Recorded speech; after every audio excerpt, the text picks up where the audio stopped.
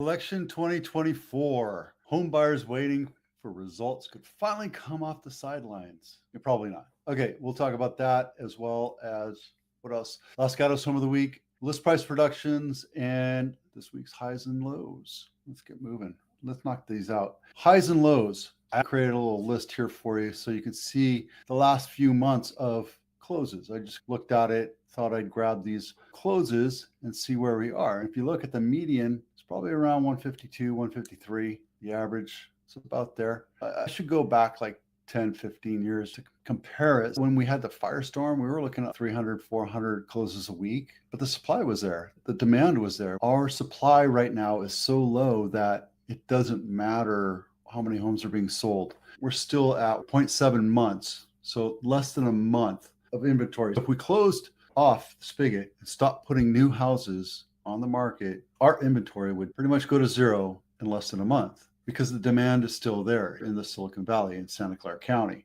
in San Mateo County, in Alameda, and all over the Bay Area. Rates have gone up commensurate to the amount of supply that we have currently. And here's the problem. If you have a 2.5 or 3% loan, you're hard pressed to move if you're facing a 7% interest rate. That's a major part as to why our inventory is so low. If it dropped down to 4%, the market would open up. Prices would go sky high because demand would come back in. The people that bought a house in desperation during 2020, 2021, they're not in their forever home. And if they could, their druthers would be to move into a home that they love, their fairy tale princess castle. A lot of them are making do because they're holding on to that low interest rate, low monthly payment. Highs in this week were, let's see if I can get these for you. Tevis Place, not my listing. Look at this gorgeous castle. 139 days on market, sold for roughly $101.6 million, less than the original sales price. This is what I'm talking about when we're making markets. If you're a market maker, you have a 5-bedroom, 6 and 2.5 bath, 5,400 square foot mansion, and you don't care if you sell it or not. And it's not going to kill you if you sell it for $14 or $15 million. You could be a market maker, right? Conversely, which is the other active, this is an attached home on East Edmondson Road. This is on half of a property listed at $745, sold for $565, and it took 33 days. It's a 2-bedroom, 2-bath. These are basically duplexes that they chopped up into 2 different parcels and sold one individually, which in my mind is just silly why they would ever do that. These are meant for rentals, but it's affordable pricing. $500,000 in Santa Clara County is hard to come by for a single family home, even though it's attached. Take a look at these pictures. Ooh, they put a new refrigerator in there. That's nice, but they still have the old 1980s cabinets. All right, so there you go. And then let's see, the actives are the same one. Loma Chiquita is the same one that's been around for almost a year now. It's the lowest priced home actively for sale. This one right here, La Vida Real, still on market. This is a Santa Clara County one, $39.9 million. It's going to be around for a while. If this Tevis Place in Palo Alto has anything in common with the other one that I just showed you, it's going to take about 5-6 months to sell. There you go. This part of this episode is brought to you by the Home Inspection Checklist. If you're looking at selling your house or you just need a honey-do list, this is perfect for you. It goes through every nook and cranny, and it's awesome for you to look through. Los Gatos Home of the Week. I want to compare and contrast 2 different homes. Okay, and just sit with me here. We're going to look at Los Cerritos. Again, not my listing, nor is this Cypress Way. This one is $4.3 million, right? This one is $6 million. This is a 5-bedroom, 5-bath, 4,600 square feet. This one's 4-bedroom, 4-bath, 3,000 square feet. Still huge, right?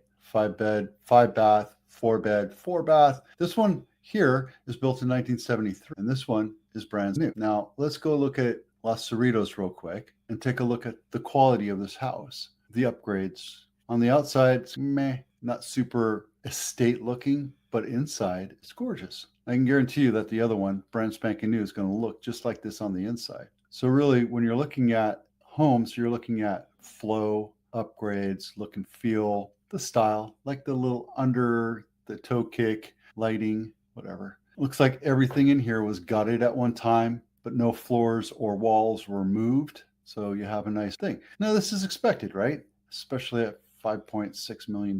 But then you look at the outside, it's drab and dreary, and you're on a hill. In here, it looks nice. This looks nice, but there's no landscaping, right? I don't know. And then let's look at the other one, 4-bedroom, 4-bath. Okay, I'm going to make it difficult for me. Everything is modern. Everything looks new, just like the last one we saw. The view, the railing, the exterior, the elevation, the landscaping, even though it's smaller, the landscaping is designed to be modern, right? So I don't know, which one would you buy? You let me know. Oh, buyers waiting for the results could finally come off the sidelines. Now, I don't know who you voted for. My daughters and my son got to vote for the first time this year. My imperative to them was vote with their heart, vote with their brain. I will never tell anybody who to vote for. Election hesitation might be a real thing, but I don't think it really affects the market that much because as we're seeing, houses are still selling, especially here. Maybe in the Midwest, maybe in Fresno or Modesto or Sacramento, but here we have such a low inventory and demand is pretty steady. I don't think it matters. So if you're a Trumpster or a Harris, whatever, I don't care. It doesn't matter to me. I don't think they're going to affect mortgage rates, the market, what have you. They might stick a big iron rod into the cogs and screw things up. It's always possible, but the Feds could do that too. The only thing is they're scapegoats. Something happens, and the economy falls, it's their fault. So Lawrence Yun is the NR's chief economist. He says, home buying is clearly a major decision, and we know the country is in a polarized state. Maybe people are just waiting to see the results of the election. Yesterday, I told you about that lady looking to buy something in Idaho. She's underwhelmed. I don't like what I see out there for the value, and I'm just going to wait. Here's the problem, right? Let's say that rates do go down to 5.5%, because that's our research parity. If to bring more people into the market, we're thinking 5.5% would bring sellers to the market as well as buyers. 5.5%. We're probably not going to see 4% for a long time, but who knows?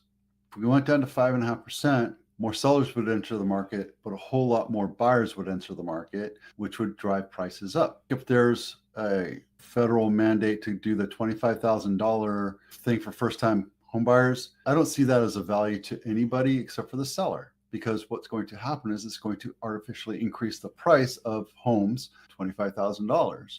If you did that, it would be a further burden on our financial structure within the economy, meaning we're printing more money, which would mean we would realize inflation. And Congress or the Senate has to agree to it and pass it. These are just wild hair of the goat promises that they're just saying just to get your vote. So you vote with your conscience. Will there be a post-election home sale bump? Yeah, probably. There'll be some people coming back into the market, but here's the thing. It's also the winter's historically slower than the summer. And our summer was pathetic because rates were so high. We're not going to see what we saw in 2002 when we saw a firestorm, right? We're just not going to see that until rates come down. Yeah, I think it's a smokescreen. I think it's just a reason for fence-sitting home buyers to remain on the fence. That's my opinion. So afterwards, we might see a bump up. We only have 900 active listings for sale. And of those, 197 of them have come down. That's roughly 20%.